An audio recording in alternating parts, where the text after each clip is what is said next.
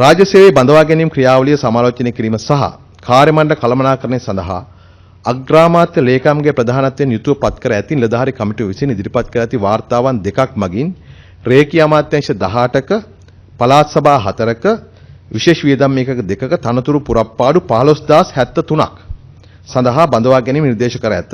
Start your future after O levels. Join IIT. Register now.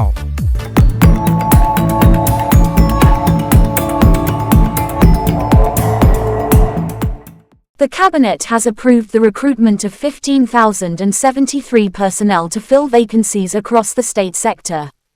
The decision follows recommendations from a committee tasked with reviewing public service recruitment and staff management. Cabinet spokesman and Minister Nalenda Jayatissa stated that the vacancies span 18 line ministries, 4 provincial councils, and 2 special spending units.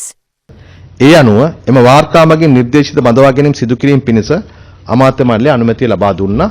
ඒ අනුව අධ්‍යාපන උසස් අධ්‍යාපන සහ වෘත්ති අධ්‍යාපන අමාත්‍යාංශයට කෙලිම ගුරු පුරප්පාඩු 199ක් සහ Sabaragama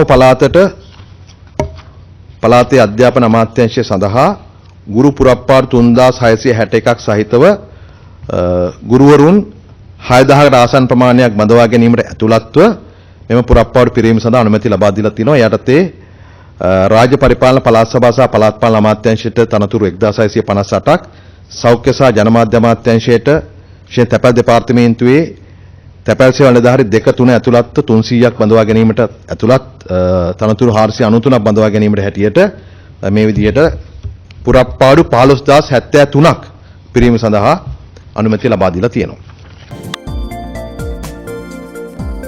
For more latest news, subscribe to FTTV.